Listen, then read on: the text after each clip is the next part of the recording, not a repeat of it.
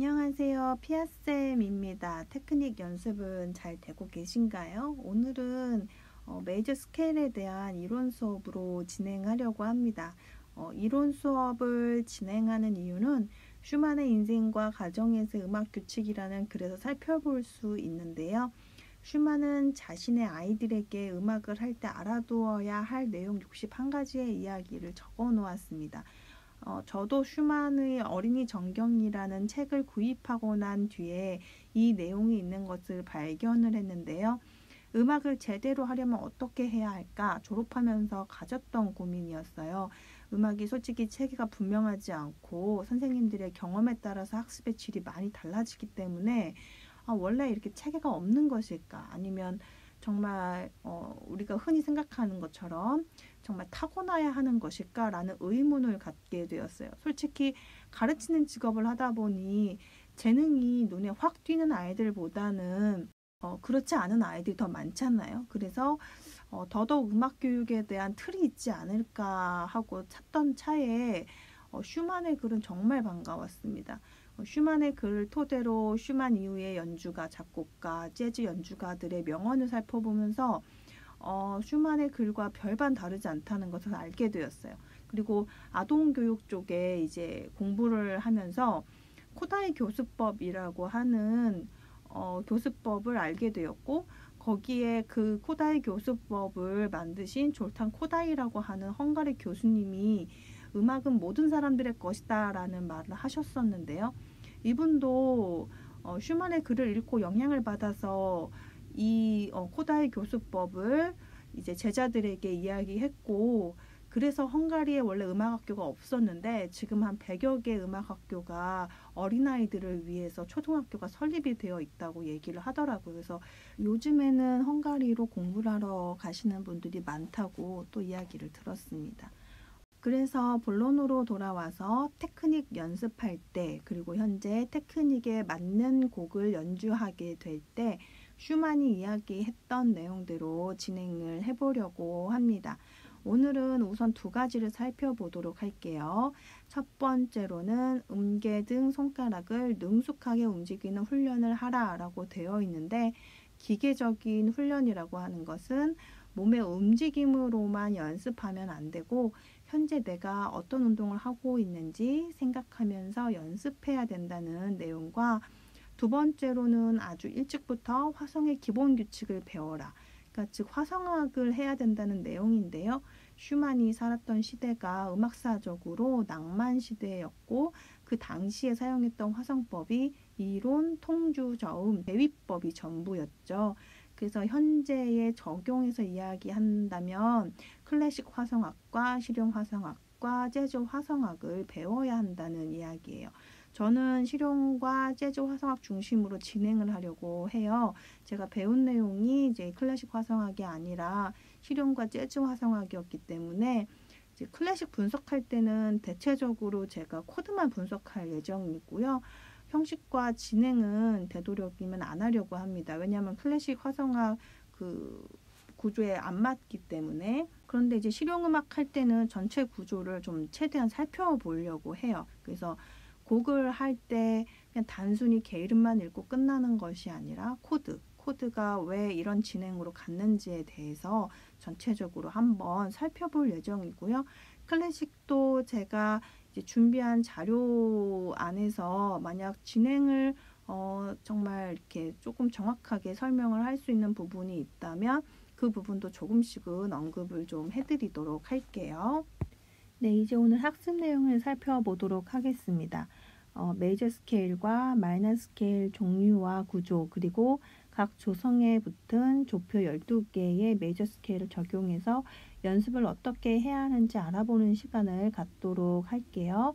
스케일을 적용해야 하는 이유에는 현재 연주되고 있는 곡들이 이 스케일로 이루어져 있고 스케일에서 파생된 코드로 진행되기 때문에 미리 손바닥 근육과 견갑골의 움직임을 훈련시켜서 어깨, 신체가 단련이 되면 연주곡을 연주할 때 신체에 어려움이 없거든요. 그래서 미리 이 부분들을 테크닉에 적용해서 연습을 해야 된다는 사실을 꼭 기억을 해주시기를 부탁드립니다. 스케일 종류에 대해서 살펴보면 클래식에서 사용되는 스케일이 있고 재즈에서 사용되는 스케일이 있는데요. 클래식에서 사용되는 스케일은 메이저 스케일과 마이너 스케일이 있고 마이너 스케일은 3가지, 그리고 현대음악에서 쉔베르크가 고안한 12음계가 있습니다. 현재는 12음계보다는 앞에 있는 메이저 스케일 많이 사용하고요. 마이너 스케일에서는 여기서 파생된 코드가 다양하기 때문에 스케일 안에 코드를 차용해서 메이저 화음에 많이 사용하고 있습니다. 재즈에서 많이 사용되는 스케일은 펜타토닉 스케일, 블루스가 있는데요. 블루스가 가장 기본이 되는 스케일입니다. 전에 3도 운동 했을 때 소개했던 책이 블루스로 이루어진 연습곡이에요. 그래서 그거 하면서 이제 블루스에 대해서 조금 많이 다뤄볼 예정이고요. 그 다음에 이제 모드 스케일이 있습니다. 이 모드 스케일은 이제 교회 선법과 같은데요. 메이저 조성이 나오기 전의 스케일이에요. 현재로서는 이제 클래식에서는 사용을 하지 않았지만 재즈에서는 선법을 전부 12개씩 만들어서 사용을 하고 있어요. 그리고 마이너 스케일도 있는데 여기 이제 각각의 모드에 또 12개가 있고요. 얼터드 코드에서 사용되는 스케일, 홀톤 스케일, 어그먼트 스케일, 디미니쉬 스케일이 있습니다. 이게 좀 용어가 좀 생소해서 좀 당황하시는 분들이 계실 것 같은데 그냥 간단하게 생각을 하자면 재즈에서 사용되는 코드마다 스케일이 있다, 이렇게 하시면 쉽게 이해하실 수 있을 것 같아요. 여기에 있는 것보다 더 많습니다. 그래서 소개를 하자면 이제 재즈 연주를 위한 20가지 스케일이라는 책이 있어요. 여기는 스케일에 대한 구체적인 설명과 거기에 필요한 코드들, 그리고 이 12개로 다 그려져 있기 때문에 굳이 고민해서 그릴 필요 없고요. 그냥 옆에 책을 두고 궁금한 스케일이 있을 때 이 책을 펴서 읽어보시면 이제 쉽게 알 수가 있는 이제 그런 책입니다. 블로그에 올려놓을 테니까 관심 있는 분들은 구입하셔서 한번 읽어보셔도 괜찮을 것 같아요. 네, 이제 스케일의 구조에 대해서 자세히 살펴보도록 할게요. 메이저 스케일은 3, 4와 7, 8이 반음으로 이루어진 스케일인데요. 여기서 이제 반음과 온음이라는 용어가 생소하실 수 있는데 검은 건반까지 포함을 해서 건반 개수가 2개면 반음, 그리고 건반 개수가 3개면 온음, 이렇게 생각해 주시면 이 구조에 따라서 스케일 그리기가 굉장히 쉬워지거든요.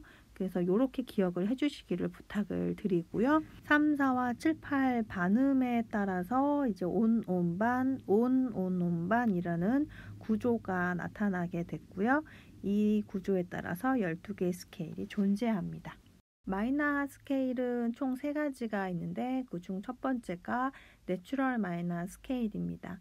내추럴 마이너 스케일은 메이저 스케일 6번째 음이 첫 음으로 이동되어서 시작된 스케일인데요. 2, 3과 5, 6음이 반음으로 되어 있고요. 이 반음 구조에 따라서 또 우리 구조를 또 살펴보면 온, 반, 온, 온, 반, 온, 온으로 구성되어 있고요. 이 스케일도 12개가 있습니다. 그런데 이제 메이저 스케일과 순서만 바뀐 스케일로 코드에 큰 변화가 없어요. 그래서 자주 사용되지는 않습니다. 하모닉 스케일은 내추럴 마이너 스케일의 7번째 음을 샵해 주어서 끝나는 느낌을 갖도록 만들어준 스케일입니다. 앞에 내추럴 스케일과 동일하게 2, 3과 5, 6 그리고 끝나는 느낌을 주기 위해서 인위적으로 만들다 보니 7, 8도 반음이고요. 그리고 끝나는 느낌을 또 만들어 주다 보니까 6번째와 7번째 음이 늘어나게 돼요. 총 4칸으로 이제 증가했다 해서 증2도의 구조를 갖고 있습니다. 그래서 구조를 전체적으로 또 정리를 해보면 온, 반, 온, 반, 그 다음에 증2도, 반 이렇게 되고요. 이 스케일도 12개가 존재합니다. 끝나는 느낌이 있는 스케일로 마이너에서는 하모닉 스케일을 많이 사용을 하고 있습니다. 멜로딕 마이너 스케일은 하모닉에서 증2도 간격으로 벌어진 부분들을 보완하기 위해서 하모닉 스케일의 6번째 음도 샵을 해준 스케일입니다. 클래식에서는 내려갈 때 내추럴 마이너로 내려가지만 재즈에서는 앞에 샵이 2개가 등장하여 다채로운 코드가 만들어지기 때문에 앞에 스케일로만 사용합니다. 반음은 앞에 내추럴 마이너 스케일과 동일하게 2, 3과 7, 8이고요. 이 구조를 적용을 해서 스케일 구조를 만들면 온, 반, 온, 온, 온, 온, 반으로 되어 있습니다. 이 스케일도 12개가 존재하고요. 테크닉 연습할 때에는 메이저 스케일만 적용해서 연습하도록 할게요. 그러면 메이저 스케일의 조성과 조표를 살펴보도록 하겠습니다. 조표는 샵과 플랫이 있는데요. 우리가 흔히 샵과 플랫은 검은 건반이다라고 하는 고정관념을 갖고 있어서 실수를 많이 하게 돼요. 검은 건반을 많이 누르기도 하지만 검은 건반이 아닌 경우도 있어서 내용을 간략하게 정리를 해보면 샵은 건반에서 오른쪽으로 한 칸 이동하고요. 플랫은 건반에서 왼쪽으로 한 칸 이동한다고 보시면 됩니다.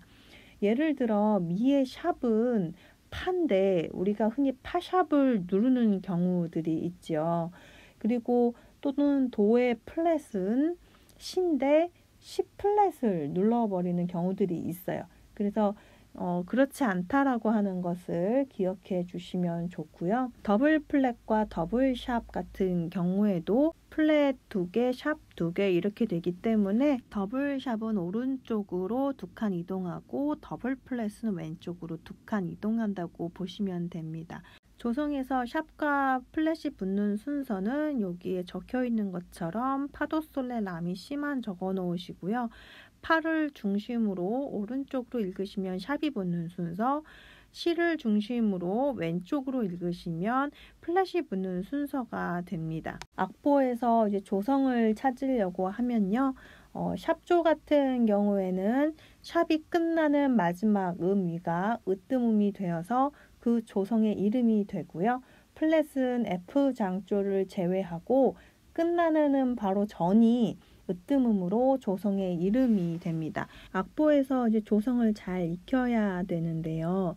저는 자주 연주하다 보니까 일정한 규칙성을 발견을 했어요. 그래서 C 장조와 F 장조를 제외하고 앞에 이름이 알파벳이 동일하잖아요. 동일하다 보니까 검은 건반과 흰 건반이 반대라는 걸 알게 되었어요. 예를 들어 B와 B 플랫을 보시면 B 장조는 파도 솔레라가 검은 건반이고 흰 건반은 C 미가 되는데요. B 플랫 장조는 B 장조와 반대로 C 미가 검은 건반이고요. 흰 건반은 파도 솔레라가 돼요. 그래서 조표가 많아서 기억하기 힘드신 분들은 샵조나 플랫조 둘 중에 하나만 기억을 하셨다가 나중에 다른 플랫 장조나 샵조가 나왔을 때 반대로 생각하시면 앞에 조표를 빨리 찾으실 수 있을 것 같아요. 네, 이 조성 익히는 게 한 번에 절대 안 돼요. 우리 머리로 외우시면 안 되고요. 몸과 귀가 이 메이저 스케일의 색채를 잘 기억할 수 있도록 해주셔야 됩니다. 그래서 연습할 때 인내해 주시기를 부탁을 드리고요. 절대 포기는 하지 말아 주세요. 힘들거나 궁금한 사항들은 여기 유튜브나 블로그에 오셔서 댓글 달아주시면 제가 설명을 댓글로 달아드리도록 할게요. 네, 지금 화면을 잠깐 멈추셔서 앞에 보여지고 있는 장조의 이름들을 다 적어주세요. 네, 이제 다 쓰셨으면 실전으로 한번 그려보도록 할게요. 이 문제집은 블로그에 있으니 다운로드 받으셔서 한번 12개 스케일을 그려보시면 좋을 것 같아요. 네, 그리는 순서는 제가 옆에 적어 놓았는데요. D 메이저 스케일을 예를 들었습니다. 조표가 있어야 되기 때문에 D 메이저를 예를 들었고요. 이제 A 음이 라죠. 그래서 A, B, C, D. 그래서 K 이름 계산하면 라, 시, 도, 레. 레가 첫 음이 레가 됩니다. 보라색 부분에 한글로 레, 미, 파, 솔, 라, 시, 도, 레를 적어주시고 밑에 메이저 스케일 구조를 적어주세요. 이게 안 적으면 되게 헷갈리기 때문에 적어주시고 메이저 스케일의 구조는 온, 온, 반, 온, 온, 온, 반 이렇게 되고요. 건반 개수 보시고 이제 개수를 동일하게 세워주셔야 되는데 지금 건반 그림 그려도 괜찮으시고요. 그 다음에 피아노 앞에서 하셔도 괜찮습니다. 그리고 온반이라고 이제 적어주신 것 그 밑에다가 숫자도 같이 적어주세요. 그렇게 해야 나중에 이제 혼돈 없이 잘 그려질 수 있거든요. 네, 이제 이 구조로 한번 그려보도록 할게요. 레, 미가 온음으로 건반 개수 3개 이동하면 아무것도 붙지 않고요. 미, 파가 온음으로 건반 개수 3개 이동하면 파가 검은 건반으로 오른쪽으로 이동하는 걸 볼 수 있어요. 그래서 여기에 오른쪽으로 이동했기 때문에 샵이 붙습니다. 네, 그리고 파솔은 반음이기 때문에 2칸 이동하고요. 솔라 온음이기 때문에 3칸 이동합니다. 라시도 온음이기 때문에 3칸 이동하고요. 시도 온음으로 3개 이동하면 도음도 오른쪽으로 1칸 이동해서 검은 건반을 누르게 되죠. 그래서 도에도 샵이 붙습니다. 마지막 도, 레는 이제 반음으로 이렇게 스케일이 완성이 됩니다. 위에 보면 이제 조표 게이름이 있죠. 조표 표시해 주시고 조표 게이름에도 파도라고 이렇게 적어 주시면 됩니다. 네, 조성 그리는 순서는 이렇게 해서 밑에 제가 오도권으로 써놓았는데요. 이렇게 하시면 일정 패턴이 형성이 되면서 기억하시기가 굉장히 좋거든요. 그래서 처음 스케일 접하시는 분들은 헷갈리시고 그래서 어렵다고 느끼실 수도 있는데요. 이제 어려운 것은 아니고 이제 헷갈리는 것이기 때문에 강의를 천천히 보시면서 정리한다라는 생각으로 하시면 되고요. 제가 연습곡을 계속 올리면서 조성과 조표 몇 개인지 조표 게으름은 어떻게 되는지 계속 이야기할 예정이라서 무작정 외우지는 마시고 여러 번 반복해서 봐주세요. 네, 그리고 일주일간 12개 조성 그리는 것이 쉽지는 않지만 그래도 도전해 볼 것을 권해드립니다. 그 즐거운 연주를 위해서 한번 도전해 보시고요. 그리고 요 스케일에서 코드가 파생되기 때문에 이 조성을 잘 기억해 주시기를 부탁드려요. 네, 그리고 스케일의 답은 이제 다음 강의 때 올려드리도록 하고요. 이제 강의는 종합적인 측면에서 올려보려고 해요. 그 테크닉을 했다면 테크닉에 관련된 연주곡 그리고 그 곡 안의 이론 설명 이렇게 3가지를 통해서 종합적으로 연주하시고자 하는 음악을 잘 이해할 수 있도록 강의를 한번 진행해 보려고 합니다. 다음 강의도 기대해 주시고요. 즐거운 연주 되시고 다음 강의로 찾아뵙겠습니다. 감사합니다.